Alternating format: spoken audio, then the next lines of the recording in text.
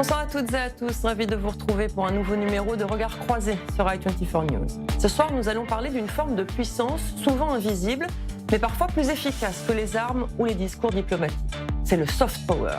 Le soft power peut être une chanson, un film, une innovation, une compétition sportive ou même une application que nous utilisons tous les jours sans savoir d'où elle vient. C'est la capacité d'un pays à influencer le monde, non pas par la contrainte, mais par l'attraction. Les États-Unis ont Hollywood, la France a sa culture, sa gastronomie et sa langue, la Corée du Sud exporte sa musique et ses séries, le Qatar investit dans le sport. Chaque pays cherche à projeter une image, à raconter une histoire, à faire rayonner son modèle. Israël n'échappe pas à cette règle. En quelques décennies, le pays est devenu une référence mondiale dans les domaines de l'innovation, de la cybersécurité, de la médecine ou encore des nouvelles technologies, de la culture aussi, avec ses séries diffusées à travers la planète. Le soft power est un instrument incontournable de la compétition entre les nations, une bataille d'influence qui se joue désormais autant sur les écrans de nos téléphones que dans les salles de concert, les universités ou les stades. Mais le soft power est aussi fragile qu'il est puissant. Je pense évidemment aux appels au boycott contre Israël. Dans les milieux culturels, universitaires ou sportifs, Israël fait aujourd'hui face à un défi majeur. Comment continuer à séduire lorsque vos détracteurs tentent de vous exclure? Le soft power, c'est aussi une guerre de l'image. Et Israël est loin d'être le seul pays à la mener.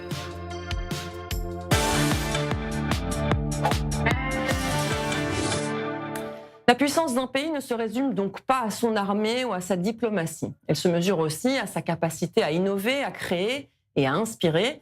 Et Israël n'a rien à envier aux grandes puissances. Vous avez sûrement déjà suivi Waze en voiture, regardé Fauda ou Téhéran à la télévision ou encore utilisé une clé USB. C'est ça le soft power israélien. Tour d'horizon de quelques-uns des succès qui ont contribué à faire rayonner Israël bien au-delà de ses frontières avec Chani Guidalia.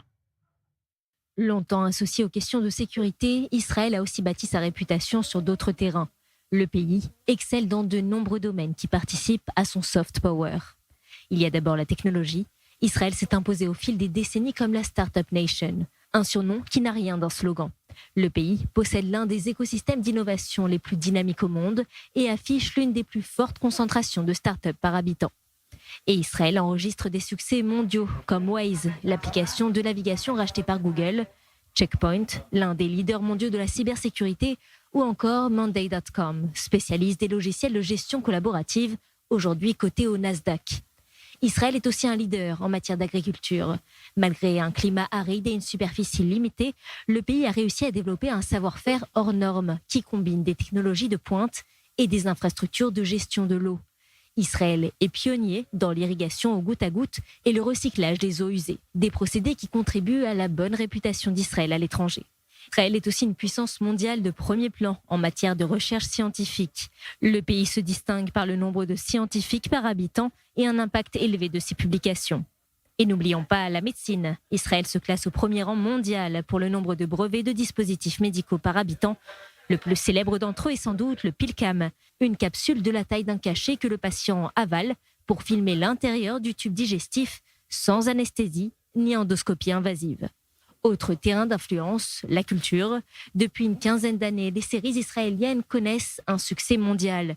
Qui ne connaît pas Fauda? Cette série d'action plonge le téléspectateur dans le quotidien d'une unité d'infiltrés israéliens qui lutte contre le terrorisme. Il y a aussi Téhéran, qui propose de suivre une agent du Mossad envoyée en mission en Iran. Ou encore Shtisel, qui propose une immersion dans la vie d'une famille orthodoxe de Jérusalem. N'oublions pas Khatoufim, qui a été adapté par Hollywood sous le nom de Homeland, et Betty Pool, centrée sur les séances d'un psychothérapeute et qui a donné naissance à la série américaine In Treatment, puis à son adaptation française, En thérapie. Ces productions sont devenues un véritable instrument de soft power, car au-delà du simple divertissement, ces séries véhiculent des messages subtils sur la société israélienne. Elles montrent une société diverse et souvent éloignée des clichés. Chani est bien là en studio. Bonsoir Chani. Bonsoir, merci pour ce sujet, on va y revenir évidemment. Et on accueille tout de suite l'invité de Regard Croisé.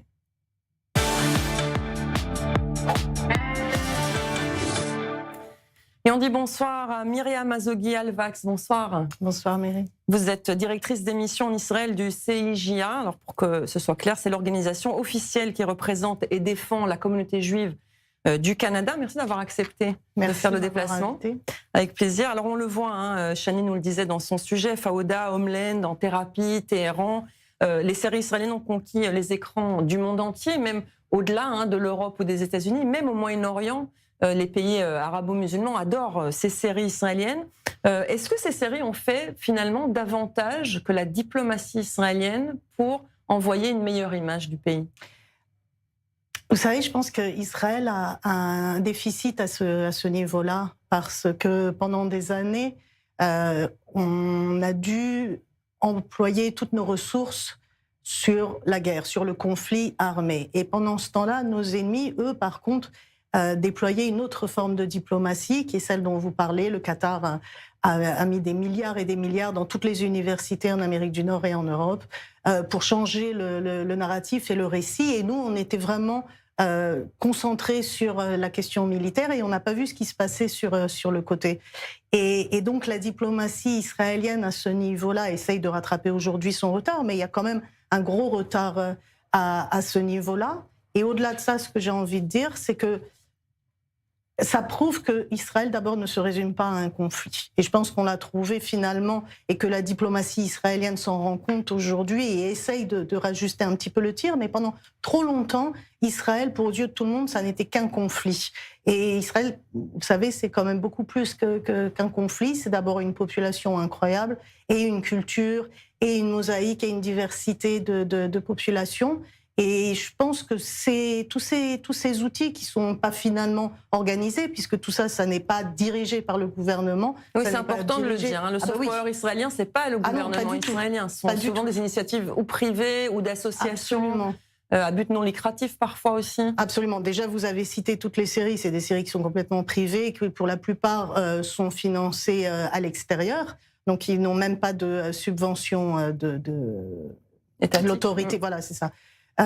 Donc ça, c'est complètement privé. Il y a beaucoup de travail qui est fait par des ONG, ici en Israël ou à l'extérieur d'Israël. Et puis, il ne faut pas oublier que tout ce qui a attrait à l'image d'Israël a une influence immédiate sur les communautés juives à l'extérieur d'Israël. C'est d'ailleurs l'objet de mon travail aussi. Oui, alors justement, on parle des séries israéliennes. On sait que ce sont des séries israéliennes à l'étranger. Quand les téléspectateurs les regardent, ils le savent. Par contre, il y a des succès israéliens dont tout le monde se sert, mais où les gens à l'extérieur ne savent pas que c'est israélien.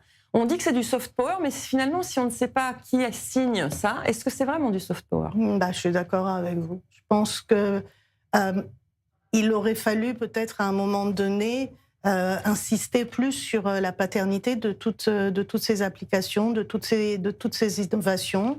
Je pense que ça fait partie aussi de la mentalité israélienne. Vous savez, pendant Corona, pendant le Covid, tout le monde s'est fait vacciner, a accepté de partager ses données avec tous les laboratoires du monde, et on a servi de cobaye un petit peu pour les vaccins et pour les autres traitements. Et on n'en a pas fait toute une histoire. Et je pense qu'il serait un petit peu temps maintenant de se réapproprier notre histoire, nos histoires même, j'ai envie de dire, nos histoires à nous d'Israéliens, et pas, encore une fois, d'Israël en tant que pays comme le Qatar et tous ces pays-là qui sont des entités totalitaires, mais plutôt comme un pays tel qu'on est, c'est-à-dire un pays démocratique, et de raconter un petit peu toutes nos histoires, et qu'il faut qu'on se réapproprie. Bien sûr, ça prend du temps. Fauda, c'est une évidence. Toutes ces séries-là, c'est une évidence. Mais comme vous le dites, Waze, non, la plupart des gens ne savent pas. Et ils l'utilisent tous les jours. Et ils l'utilisent tous les jours. La clé USB, par exemple. Absolument. Et si on devait tout boycotter, eh bien, ils n'auraient plus grand-chose. Ils retourneraient à l'âge de pierre. Voilà. Et justement, ça m'amène au fait que le soft power a une particularité. Il repose sur l'image, et lorsqu'une image se dégrade, il devient plus difficile de rayonner en dehors de ses frontières. Dans le cas d'Israël, ce sont les opérations de boycott menées par les anti-israéliens qui empêchent des artistes de se produire, des professeurs de participer à des conférences, des sportifs de participer sereinement à des compétitions. Shani, vous avez retenu 2 événements qui ont défrayé récemment la chronique, et on commence par, évidemment, l'Eurovision. L'Eurovision, puisqu'on sait qu'Israël est visé par des appels au boycott depuis le 7 octobre, mais cette année, pour la première fois, il y a 5 pays qui ont décidé de se retirer du concours. L'Espagne, qui, on le sait, est l'un des 5 plus gros financeurs du concours, l'Irlande, l'Islande, les Pays-Bas et la Slovénie. Malgré tout, Noam Betan est monté sur scène. Il a obtenu 123 points de la part du jury, qui est un score remarquable. Puis ensuite, 220 points de la part du public pour Michel. Et Israël est donc arrivé à la seconde place malgré les huées du public. D'ailleurs, il faut le dire que malgré un jury réticent, des campagnes de boycott et les huées, les 3 candidats qui ont participé à l'Eurovision depuis le 7 octobre, qui sont Edel Golan, Yuval Raphaël et Noam Betan, ont reçu un soutien massif du public européen. C'est une preuve que tous les téléspectateurs ne veulent pas faire de l'Eurovision justement un débat politique. Oui, sur 23, vous dites que c'est plus honorable, mais c'est plus honorable des 2 dernières saisons, mais pas d'avant, puisqu'avant le jury était quand même beaucoup plus sympathique avec Israël. L'Eurovision montre, Chani, que les appels au boycott ne suffisent pas toujours pour faire reculer Israël. Par contre, il y a d'autres exemples, un peu moins joyeux, on va dire. Les conséquences sont parfois très importantes de ces boycotts. C'est notamment le cas de l'équipe cycliste Israël Première Tech. Oui, qui est, on sait, fondée par le milliardaire israélo-canadien Sylvan Adams, qui a d'ailleurs été longtemps pensé comme un outil de diplomatie sportive. Donc l'ambition, en fait, de montrer une image d'Israël grâce au sport et une autre image d'Israël grâce au sport, sauf que en 2025, elle a été visée physiquement par des manifestants pro-palestiniens, comme au Tour d'Espagne. La Volta, regardez ces images.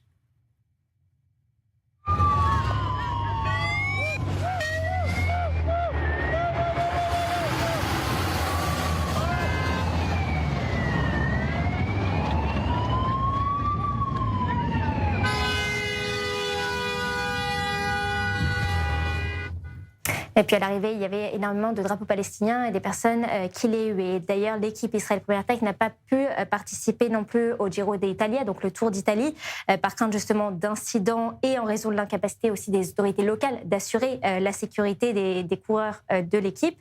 Et sous la pression, donc, Sylvan Adams a décidé de se retirer du projet. Israël Première Tech a été renommée sous le nom de NSN Cycling Team et a été reprise par une société internationale de sport et de divertissement, ainsi que par une plateforme d'investissement qui, cette fois, est basée à Genève.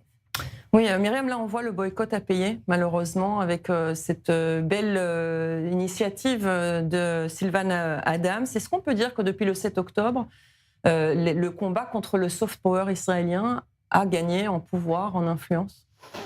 Combat, on dit souvent qu'on est le 8e front. Que les 7 fronts sont les fronts évidemment physiques et militaires auprès de nos ennemis, et que le 8e front c'est celui-ci, et que celui-ci c'est un des fronts les plus difficiles et les plus longs, parce qu'il implique également aussi, comme je le disais avant, des communautés, toutes les communautés juives de l'extérieur. Je veux juste rebondir sur ce que vous disiez concernant Sylvan Adams, le Tour du Giro. En 2017 ou 18, je ne sais plus, 18, il l'avait fait venir en Israël. C'est quelqu'un qui est passionné de cyclisme et qui a tout fait justement pour montrer qu'au-delà, il aide les jeunes à leur donner des bourses pour étudier à l'université de Tel Aviv, pour ceux qui sont vraiment passionnés et doués dans le cyclisme. Donc, d'abord, moi j'ai envie de dire c'est dommage, à titre personnel. C'est un vrai gâchis parce que il n'y a pas de chose cynique derrière ça. Il n'y a pas une volonté hégémonique, il n'y a pas une volonté de transformer les esprits, mais simplement de se montrer tel qu'on est et qui on est nous.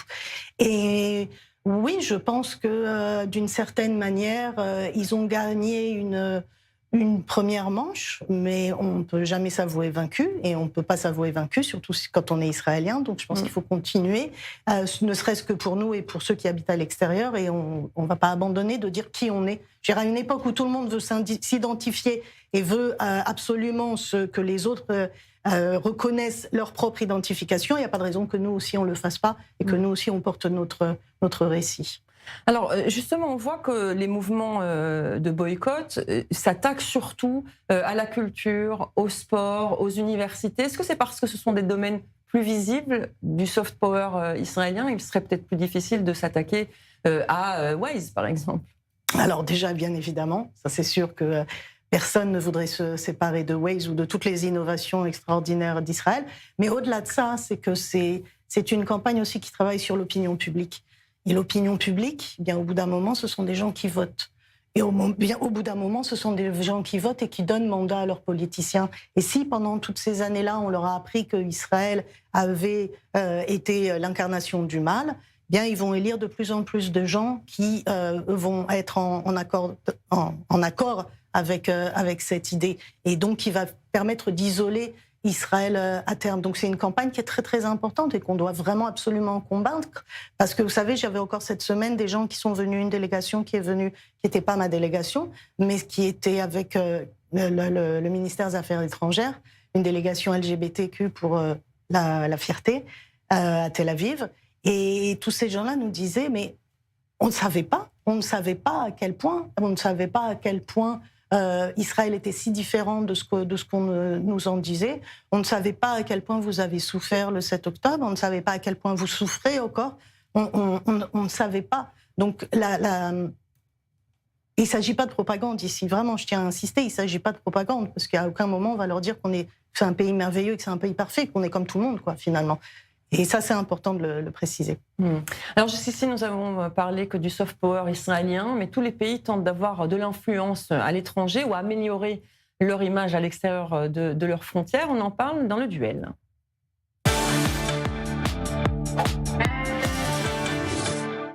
L'une des meilleures illustrations se déroule en ce moment même sous nos yeux, le mondial 2026 qui se joue aux États-Unis. Pour en parler, nous sommes en ligne avec Vincent Chaudel, fondateur de l'Observatoire du sport business. Bonsoir Vincent.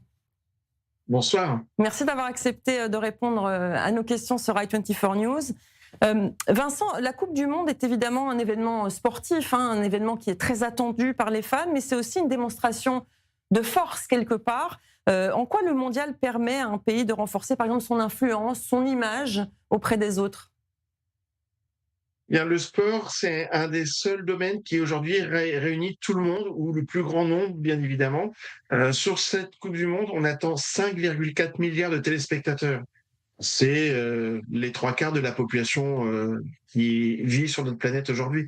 Et encore, on est sur une compétition qui n'accueille pas aujourd'hui, n'a pas permis à la Chine ou à l'Inde de se qualifier. Donc, on se rend compte qu'il y a à peu près que le sport qui est capable aujourd'hui de réunir autant de personnes.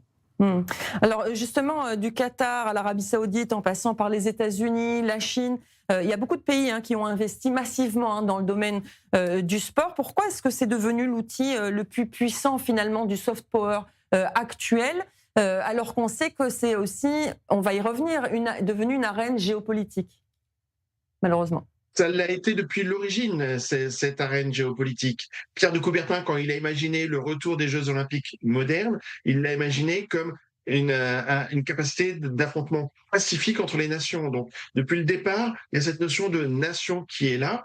Alors, ça a changé notamment au début du XXIe siècle avec les réseaux sociaux qui ont permis de généraliser la présence du sport et des compétitions.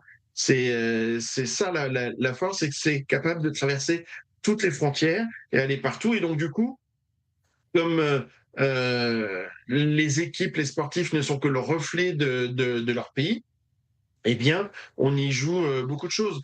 Moi, j'ai souvenir en 98 d'un match États-Unis-Iran qui résonne beaucoup par rapport à l'actualité du moment, évidemment. C'était quand même deux pays qui n'arrivaient pas à se parler et qui, sur le terrain, se sont rencontrés. Mais justement, ce genre de rencontre États-Unis-Iran, aujourd'hui, quand on parle d'Israël, pour prendre cet exemple-là, devient très compliqué parce que de moins en moins de pays ou d'équipes n'acceptent d'affronter Israël, et c'est là que ça devient différent de ce qu'il y avait avant. Tout à fait, et c'est pour ça que on vient d'écrire avec le GE et SMS un livre blanc sur la géopolitique et le sport.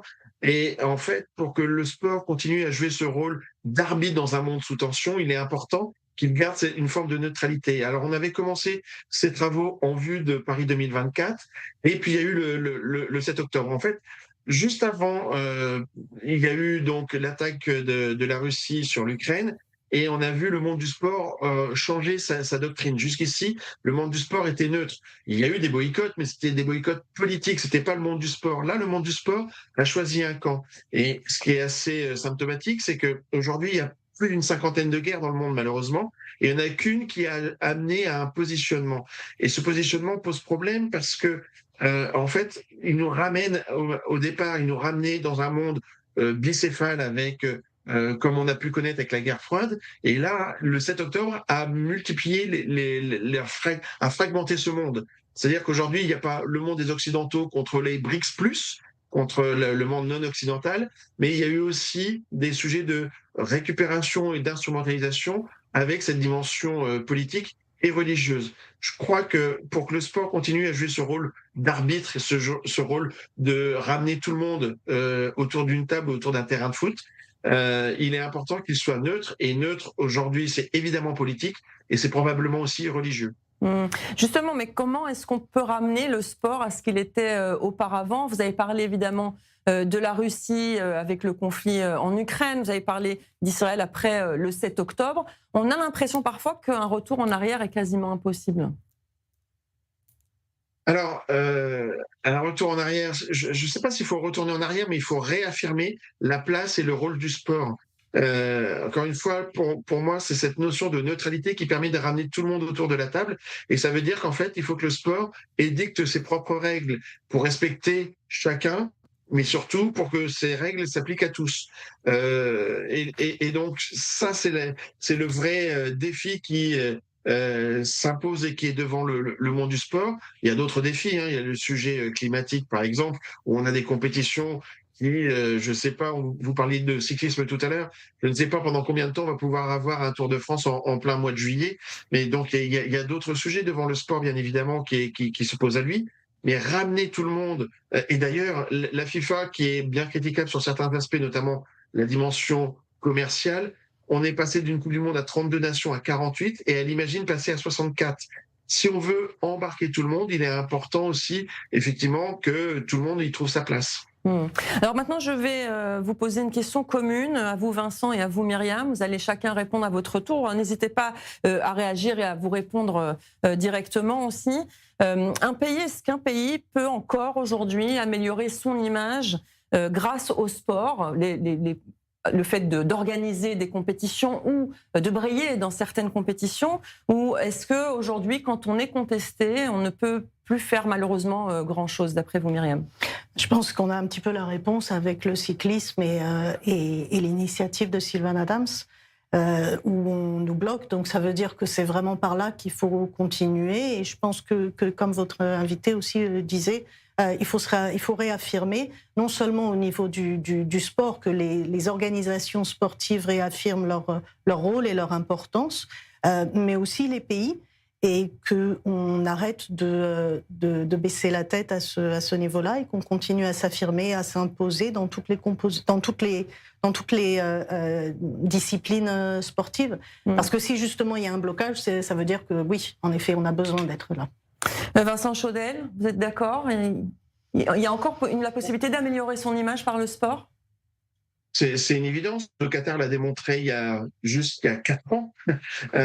C'est évident parce que oui, il peut y avoir de la récupération politique, oui, il y a des manifestations, etc. Mais à un moment donné, c'est le terrain qui prend le dessus. Si on prend le cas des États-Unis, là, on a en Donald Trump quelqu'un qui est très clivant, qui est très critiqué partout. Pour autant, cette Coupe du Monde va faire des records d'audience. Pourquoi ? Parce qu'à un moment donné, c'est le terrain qui prend le dessus, et c'est tant mieux à ce niveau-là. Maintenant, je pense que le Qatar a accueilli cette Coupe du Monde pour montrer déjà où il était sur cette carte du monde. Et aujourd'hui, bien plus qu'il y a 10 ou 15 ans, on est capable de situer le Qatar sur une carte. Alors, c'est un point qui est très important. Les États-Unis n'avaient pas besoin de cela pour qu'on sache où se situe l'Amérique, bien évidemment. Mais je pense que la Coupe du Monde en 2022 a eu un effet positif sur l'image du Qatar. La position de Donald Trump, et notamment de son sujet sur les contrôles aux douanes et autres, joue dans un sens un peu inverse, mais c'est pas le football qui va dégrader l'image de Donald Trump. Il avait déjà enclenché ce mouvement-là bien avant. Merci en tout cas, Vincent Chaudel, de nous avoir consacré ces quelques minutes sur A24 News. Merci beaucoup. Merci, bien à vous. Myriam, avant de vous libérer, encore une question pour conclure.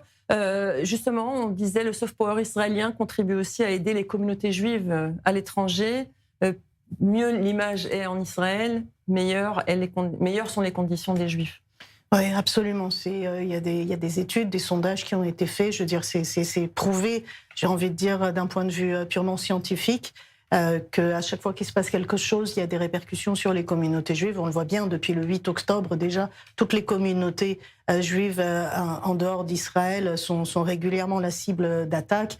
Les chiffres sont alarmants. Au Canada, le Premier ministre Mark Carney, il y a 2 semaines à peu près, a reconnu lui-même que l'antisémitisme avait atteint des seuils qui étaient absolument inacceptables dans un pays comme le Canada. Les réponses, bon, on n'est pas convaincu encore des réponses, mais il y a un impact direct sur les communautés. Et j'ai envie juste de dire, pour conclure, que quand la Russie a envahi l'Ukraine, le Canada est majoritairement pro-ukrainien, de façon gouvernementale et même au niveau de l'opinion publique.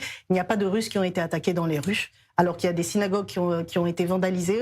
On a tiré sur des écoles, on a tiré sur des synagogues au Canada, et ça n'a pas été le cas pour les Russes. Oui, effectivement. Merci beaucoup, en tout cas, Myriam Azoghi, Alvax, d'avoir passé cette demi-heure avec nous. Chani, vous restez évidemment avec nous, vous ne bougez pas. Dans un instant, on fera le tour de l'actualité sur les réseaux sociaux. Restez avec nous.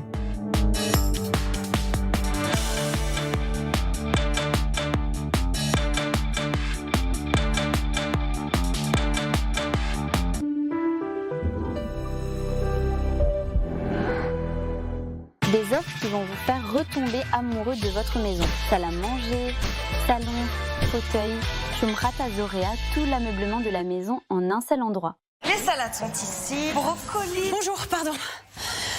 Excusez-moi. Vous n'étiez pas au courant? Le thème, c'était les légumes. On a fait une visio à ce sujet. J'ai raté la visio. J'ai eu une coupure internet chez moi. Parce que là, niveau nutritionnel, le hot dog, c'est pas top. Il y a quand même de la salade. Désolée. Sinon, chez SFR, pas de problème. Avec un temps garanti, vous basculez votre connexion en 4G en cas de coupure. Ah, c'est pas mal ça. SFR, on s'engage pour vous. Israël Bonds soutient Israël depuis 1951, lorsque la guerre contre le Hamas a éclaté.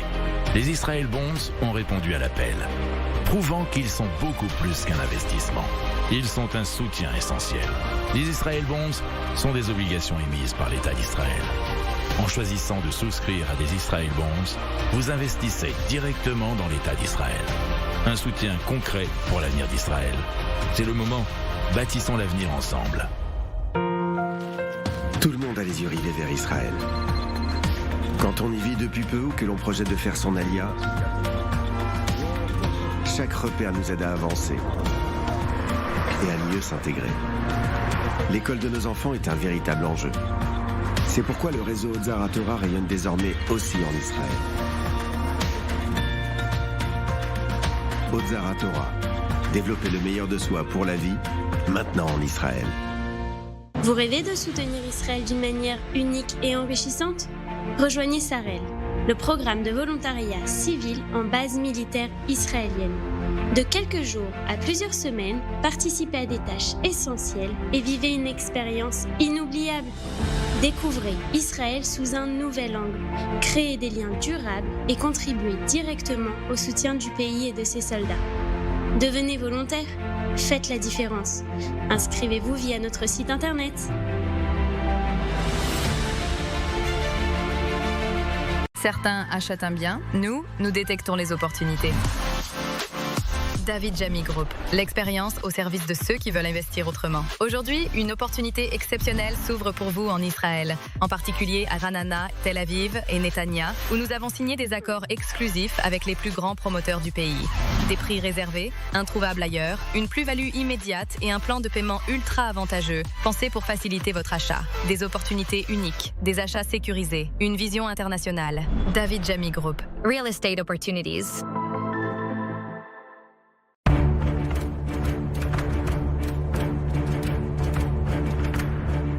אני דיין משדרות. אנחנו 16 בנות בתוך הנבחרת. אנחנו עובדים על המופע במשך 2 המופע מדבר על אירועי 7 באוקטובר. זה עוזר לנו להוציא את מה שחווינו, וזה גם חוויה, כי אתה עושה בעצם את מה שאתה אוהב לעשות, שזה משחק, ריקוד, וזה מוציא את מי שאנחנו באמת, זה גם עוזר. מוצאים את מי שאנחנו באמת, וזה גם עוזר להתרפא. אותנו ממה שקרה, וגם כאילו זה גם חוויה, כי אתה מוציא את מה שאתה אוהב לעשות באמת, תבואו לראות אותנו.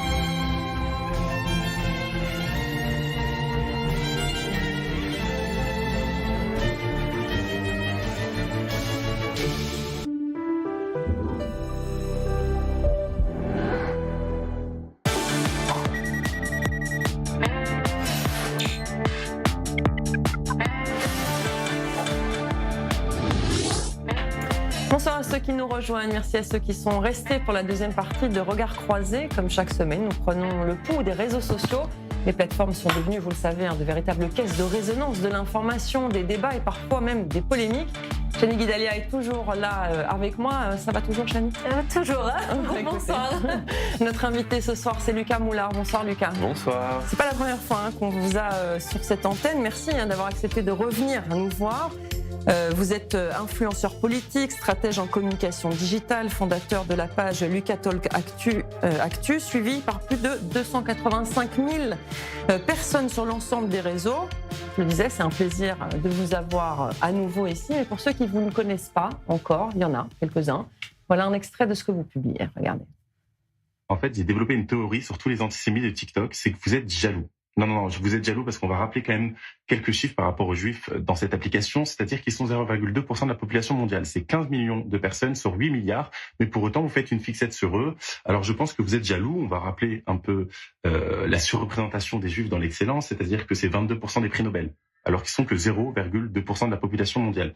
26% des prix Nobel de physique, 20% des prix Nobel de chimie, 27% des prix Nobel de médecine, 13% des prix Nobel de littérature et 11% des prix Nobel de la paix, alors que, je le rappelle, ils ne sont que 0,2% de la population.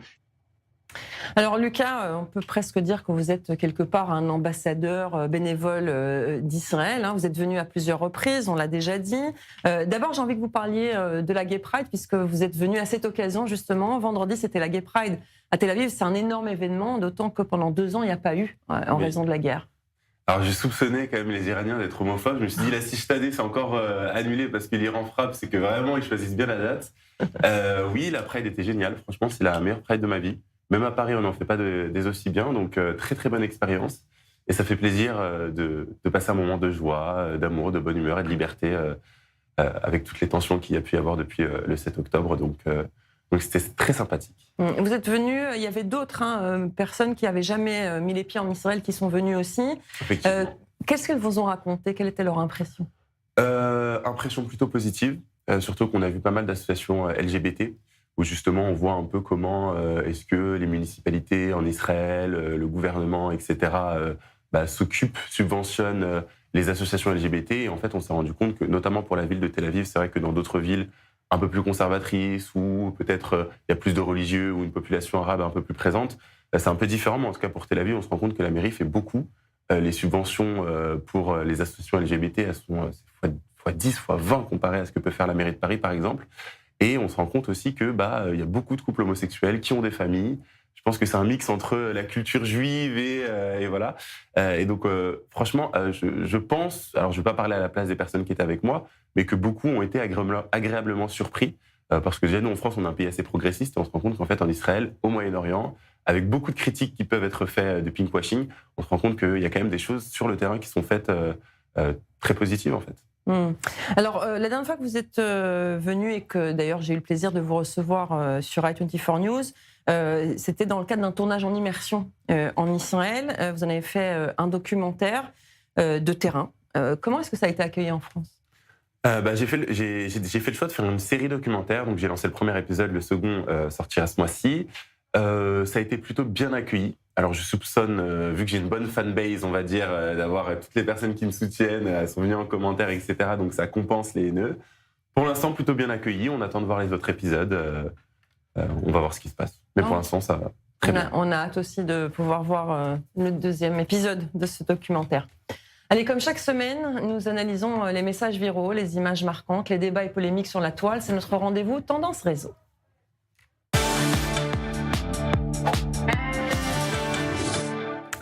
Et Chani, on commence par la publication qui a le plus fait réagir sur les réseaux de i24 News. Oui, c'est cette interview de Gilbert Montagnier avec Christian Mallard qui s'est exprimé sur le terrain de l'actualité internationale et il a partagé ses préoccupations face aux tensions qui secouent le Moyen-Orient. Et au cours de cet échange, il a aussi livré une analyse très personnelle de la situation et notamment sur le Liban. Je propose de regarder cette interview.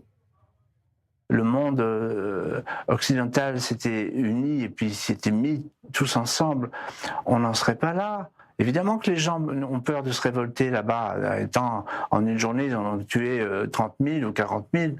Donc, vous savez, j'ai un souvenir extraordinaire. Au temps du Covid, on faisait des lives, d'ailleurs on va recommencer sur mon site gilbertmontagne.com, et j'ai été en contact direct avec une jeune fille qui était à Téhéran. Elle était en train de faire une tarte aux pommes, j'entendais le bruit du four et tout ça, et je pensais au peuple en Iran.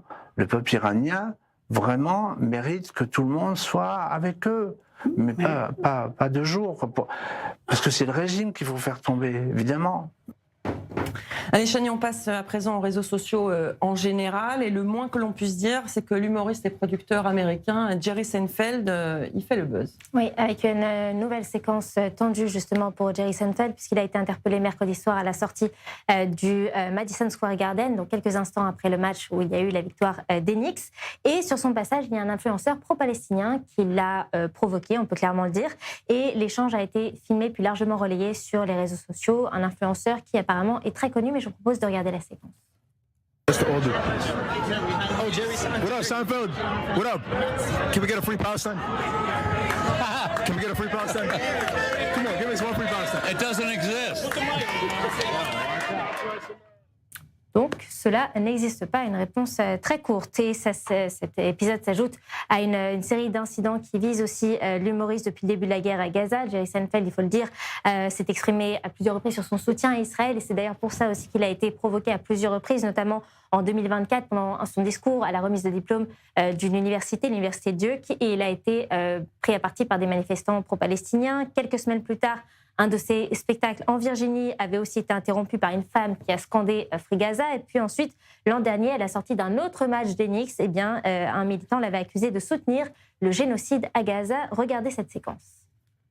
Fuck you, Jerry Seinfeld. Free Palestine. You support the genocide of babies in Gaza. Free Only Palestine. You. Free Palestine. Fuck you, Jerry Seinfeld. You support the genocide of Palestinian children. You rabid fucking dog. Free Palestine. Alors Lucas, ça nous fait sourire, en même temps on imagine bien quand même qu'il est harcelé, Jerry Seinfeld, quotidiennement à chaque fois qu'il sort, à chacun de ses spectacles même, des pro-palestiniens qui s'infiltrent dans les spectacles, et que le fait qu'ils disent que la Palestine n'existe pas, c'est aussi quelque part un ras-le-bol de cet harcèlement. On imagine mal vivre avec cet harcèlement au quotidien. Ah oui, effectivement, surtout que je pense qu'à son échelle, en étant une personne connue, ça doit être vraiment compliqué. Moi, je le vois, à ma petite échelle déjà, j'essaie de faire attention. Il y a des endroits où je vais plus dans Paris, je change mon nom sur Uber, etc. Donc, je n'ose même pas imaginer lui. Bon, après, il a la chance, entre guillemets, d'avoir les moyens d'avoir des gardes du corps. C'est une star, il a, je pense, pas mal d'argent. Donc, ça, on va dire ça. En tout cas, il peut avoir une sécurité, malgré le harcèlement. Effectivement, bon, après, c'est pas le seul. Là, c'est tout le monde aujourd'hui. Toutes les personnes qui sont considérées comme étant pro-Israël, soutien à Israël, subissent le même type d'harcèlement. C'est à moindre mesure en fonction de la notoriété de chacun. Bon, voilà. Même aujourd'hui, les Juifs, je parle pour la France, parce que je le vois, moi, avec mes amis, avec les personnes que je fréquente à titre personnel, même une personne juive qui n'est pas militant politique, qui ne dit rien, se fait harceler. Donc autant dire qu'une personnalité qui a un soutien avéré, je n'ose même pas imaginer. Je trouve quand même qu'il le prend avec le sourire. Il a toujours cette manière de balayer finalement, pas d'un revers de la main, mais presque ses critiques et ses harceleurs. Que faire d'autre ? On n'a pas trop le choix. Si on s'énerve, je pense que on va dire on est violent, etc. Donc, mis à part le prendre légèrement. Et je pense qu'il peut le prendre légèrement parce qu'il y a la sécurité aussi derrière. Voilà. C'est vrai que ça change tout, cette sécurité. Shani, une autre personnalité américaine a également provoqué l'intérêt des anti-israéliens sur les réseaux, c'est Gwyneth Paltrow. Oui, et puisqu'on parle des personnalités, voilà, l'actrice américaine est aussi la cible de nombreuses critiques après sa participation à une campagne publicitaire pour un programme immobilier de prestige en Israël qui est situé à Herzliya. Donc dans cette vidéo, dans ce spot publicitaire, on la voit, on suit un petit peu sa routine matinale. Et puis ensuite, lorsqu'on lui demande si elle fait référence à New York, puisqu'elle détaille un petit peu tous les bienfaits qu'il y a dans des espaces verts, etc., eh bien, elle répond finalement non, Herzliya en Israël. Et si la publicité, on précise, n'a pas été diffusée sur ses réseaux sociaux, eh bien, elle a rapidement circulé sur les réseaux de plusieurs autres influenceurs et ça a provoqué une avalanche de réactions. Il y a de nombreuses personnes qui ont dénoncé justement ce décalage entre la promotion d'un projet immobilier et la situation à Gaza, même si on précise les deux n'ont absolument rien à voir. Certains commentaires l'accusent aussi plus directement de manquer de sensibilité, voire d'apporter d'une forme de caution à Israël. Et puis la polémique s'est rapidement déplacée sur ses propres réseaux sociaux, puisque sous chacune de ses publications, eh bien, elle reçoit maintenant une avalanche de commentaires, que ce soit de drapeaux pro-palestiniens ou alors des slogans Free Palestine. Et juste à noter quand même que Herzliya, c'est pas en Judée-Samarie, c'est pas une implantation, c'est au cœur d'Israël, c'est le nord de Tel Aviv. Donc il n'y a même pas une question là d'occupation, etc., comme certains pourraient le dire.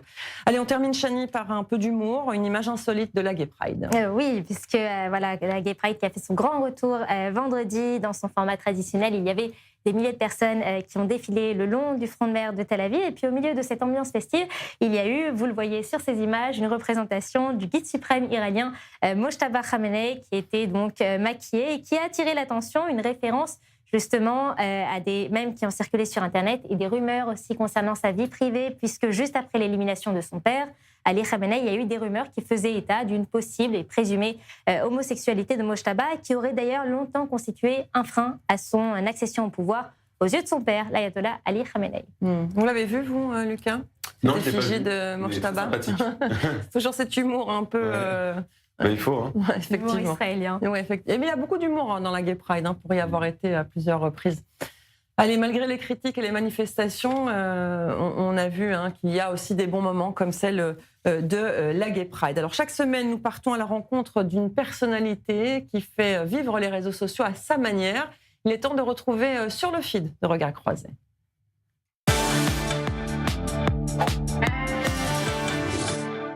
Cette semaine, nous recevons Kim Guidalia Siboni, mieux connue sur Instagram sous le nom de Mama Folita.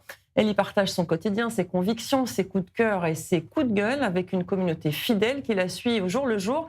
Je vous propose, avant de l'accueillir, de voir un extrait de ses publications. Cela fait 30 minutes que je dis « Boubou, il faut se lever » sans m'énerver. Mais le temps presse et nous allons être en retard. Julien? Pourquoi non? Parce que je te l'ai déjà dit. Pourquoi? Parce que j'aime pas l'école. Allez, il faut que ce soit propre, il faut que ça brille. Elle est bien mon activité? Ouais, ça va. Je savais. Vous savez, J'ai prévu le coup. Vous connaissez. Ellie, en tout cas, elle est très minutieuse. Bah oui, on s'y prend. Il est où l'autre? Tu fais quoi? Toi aussi? Ouais, t'inquiète. D'où il fait travailler mon fils? L'éducation positive. Bonsoir, Kim Guidalia Siboni. Bonsoir.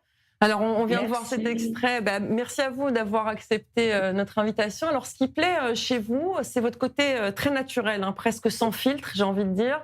À l'inverse de beaucoup d'autres créateurs de contenu qui cherchent à montrer une vie parfaite sur les réseaux sociaux, ce n'est pas votre cas.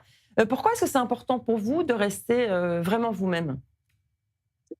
Alors, pour moi, c'est important parce que, à travers mon quotidien, un peu déjanté, 4 enfants assez agités, une maman assez agitée, un papa assez mi-agité, je me suis rendu compte que ça faisait du bien aux familles de voir qu'ils ne sont pas seuls, en fait. Ils ne sont pas seuls, ils en ont marre de voir toutes les... Déjà, je ne suis pas quelqu'un de mix. Et je trouve que de montrer les galères, ça aide les autres à savoir qu'ils ne sont pas seuls, en fait. On est tous dans la même galère. Et c'est pas parce qu'on voit une photo qui dure, une vidéo plutôt qui dure 2 secondes que la vie est parfaite. Il vaut mieux montrer l'autre côté, le tourner un peu en autodérision parce qu'en réalité, c'est la vie de tout le monde. Et en même temps, c'est du partage pour pour qu'on se sente mieux, vous et nous, en fait, tout le monde. Oui, c'est comme ne pas se sentir seul, évidemment, parce que la vie, c'est pas toujours un long fleuve tranquille. Et surtout, les réseaux sociaux permettent, vous l'avez dit, de créer du lien, mais ils peuvent aussi être très durs. Comment est-ce que vous faites face, on imagine que vous aussi, vous faites face à des critiques, à des commentaires parfois désagréables. Comment vous y faites face ? Alors déjà, avant les réseaux, j'ai un caractère assez trempé. Donc, c'est soit on m'aime, soit on m'aime pas. Je suis un peu excentrique. J'aime la vie. Donc, forcément, dès qu'on sort un peu des cases, on ne peut pas plaire à tout le monde. Donc, j'ai grandi avec ce caractère-là et cette image-là. Donc, il n'y a pas de demi-mesure. C'est les gens, ils m'aiment ou ils m'aiment pas. Voilà. Et en fait, c'est pareil sur les réseaux sociaux. Donc, en réalité, on n'est pas là pour plaire à tout le monde parce que de toute manière, c'est impossible de plaire à tout le monde. Et mon but n'est pas de plaire à tout le monde. Donc, c'est vrai que j'ai cette force à laisser glisser les commentaires négatifs. Alors, je pense qu'il y a 1% qui rentre, mais ce 1%, il est tellement minime. Et en réalité, j'ai une communauté tellement bienveillante, on va dire à mon image, sans prétention, que j'ai pas beaucoup de négatifs. Le négatif, il sort d'ailleurs, j'entends, parce que forcément, on connaît du monde, qui connaît du monde, qui connaît du monde. Mais en réalité, ces personnes-là, elles ne payent pas mes factures à la fin du mois. Elles ne connaissent pas ma vie. C'est pas parce que je montre mon quotidien un peu déjanté, mes forces, mes faiblesses et les galères, que on connaît ma vie. On la connaît pas. Je pense qu'on connaît 50%. Donc, il faut laisser parler les gens, comme dit la chanson. Oui, effectivement. Alors, vous cachez pas non plus le fait que vous soyez juive. On sait que depuis le 7 octobre, beaucoup de créateurs de contenu juifs ou israéliens font face à du cyberharcèlement, on va appeler ça comme ça. Est-ce que vous l'avez vécu ou comme pour le reste, vous préférez balayer ces critiques-là ? Alors, déjà, je suis quelqu'un qui vit dans le monde de bisounours. C'est-à-dire qu'aujourd'hui, je ne regarde pas la télé, je ne regarde pas les informations. Je préfère rester dans ce monde et de temps en temps, j'ai des petits briques d'informations à travers les réseaux, je remets un peu la télé. Mais en fait, je n'ai pas envie d'être envahie par le négatif parce que de toutes les manières, moi, je ne peux pas à mon niveau le gérer. Donc, je montre que je suis juive. C'est pas quelque chose qui me dérange du tout. Je n'ai pas honte. J'adore partager les chalotes du Shabbat, les fêtes, la bar mitzvah, la bat mitzvah, expliquer tout ça parce que je pense qu'on est une religion que les gens ne connaissent pas assez malheureusement. Et j'ai envie d'inviter tout le monde à ma table de Shabbat juste pour qu'ils comprennent qu'on est une religion de paix et d'amour.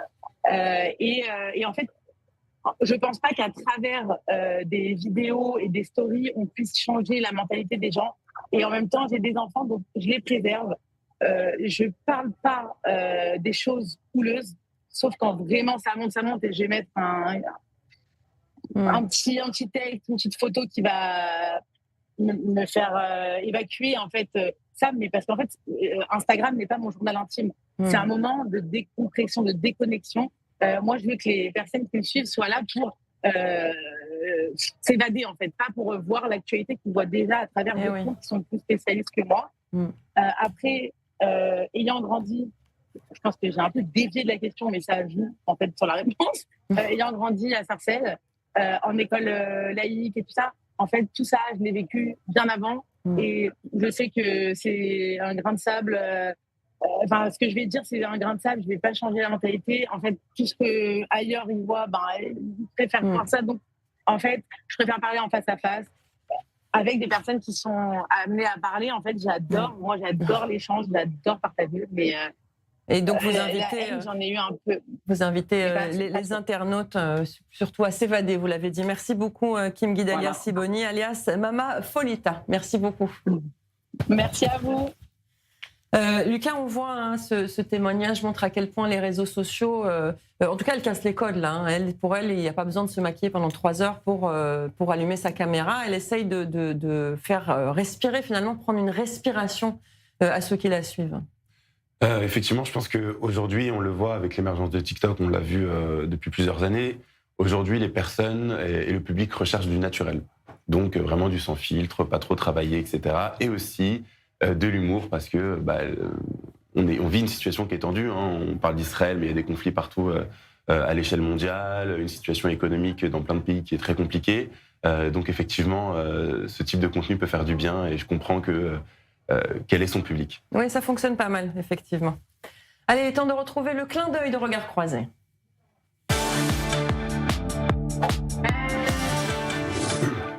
Rappelez-vous, la semaine dernière, Chani nous parlait d'un buzz, une première mondiale. Un restaurant israélien Kasher décroche une étoile Michelin à Miami. Moutra a ouvert ses portes il y a seulement 1 an et demi et il est déjà récompensé. Nous sommes en ligne avec son chef Raz Shabtai. Bonsoir. Merci d'avoir accepté notre invitation. Alors racontez-nous tout d'abord cette fameuse étoile Michelin. C'est une des choses qui sont tellement cachées et sont difficiles à comprendre. Qu'est-ce qu'ils veulent, comment ils veulent, qu'est-ce qu'ils cherchent. Il y a des lignes directrices que nous suivons qui sont connues, mais ils apparaissent un jour au restaurant. Vous savez pas pourquoi, vous savez pas qui ils sont, qu'est-ce qu'ils veulent. Ils te disent rien et tout à coup vous recevez un mail qui vous dise ah bah non, on a été chez vous, remplissez des documents et on vous dira ce qui va se passer. Et en effet, je pense que si Michelin arrive en Israël, nous serons le pays avec le plus grand nombre d'étoiles Michelin au monde. Je pense que le chef israélien est le meilleur cuisinier au monde. Je pense que notre palais, notre nourriture, notre créativité sont quelque chose qu'on ne revoit nulle part ailleurs au monde. Et le fait même que j'ai amené ici le monde de la cuisine cachère à un tel endroit, à tel niveau, on est les premiers au monde qui ont quelque chose de ce type, eh bien, c'est formidable, c'est magnifique, j'adore. Ce qui fait de votre étoile quelque chose de vraiment spécial, c'est que c'est la première d'un restaurant cachère et vous nous confirmez, vous êtes 100% cachère. Nous sommes complètement cachères, avec tous les certificats, avec un surveillant de cache-route 24 heures sur 24. Tant qu'on est ouvert, on est vraiment sous Kosher Miami comme sauce et tout est cachère. Notre viande est Bet Yosef. Mais encore une fois, je ne pense pas qu'une limite doive prendre un chef et le mettre sous pression à tel point qu'il se dise « bon voilà, je ne peux plus faire ça ». Au contraire, un chef, c'est quelqu'un de créatif. La nourriture, c'est de l'art. Il faut comprendre la muse. Je travaille avec des sociétés locales, avec de la viande locale. Nos matières premières sont des matières premières de niveau Michelin. Alors, je fais pas avec le beurre et la viande, j'ai pas de fruits de mer, pas de problème. Je crée un menu qui permet d'utiliser ce qui convient. Et ça a plu aux critiques de Michelin. Raz, je m'excuse d'avance, mais je suis obligée de vous poser cette question, et ça ne devrait rien avoir avec ça ne devrait avoir rien à voir, avec la cuisine ou la restauration. Mais on sait que les Israéliens sont marqués au fer rouge à l'étranger. Est-ce que vous avez vécu une expérience ou ressenti de l'animosité de la part des anti-israéliens? À mes yeux, la nourriture, c'est un pont qui rapproche les gens les uns des autres. Si je commence à me concentrer combien on nous aime pas, combien on veut pas de nous, combien on nous croit pas, combien on nous veut pas, écoutez, franchement, il y a tellement de souffrance dans le monde, ça va comme ça. Moi, je me concentre sur les belles choses, sur les gens qui me soutiennent, qui m'aiment, qui de France, du Brésil, de Colombie, on nous envoie des messages. C'est ça que je veux voir. Il y aura toujours des gens qui n'aimeront pas. Et rien à faire, c'est comme les livres. Vous aimez pas le livre, pas de problème. Moi, je ne vais pas dire que le livre est mauvais. Si vous voulez dire que le livre est mauvais, c'est votre problème. Moi, je me concentre sur le soutien, l'amour, tous ceux qui nous soutiennent. Il y en a plein. Oui, on a eu aussi dans les revues de Google, on nous a mis écrit des trucs pas bien, mais ça fait partie du processus. Mais plus que tout, on nous a montré combien on nous aime.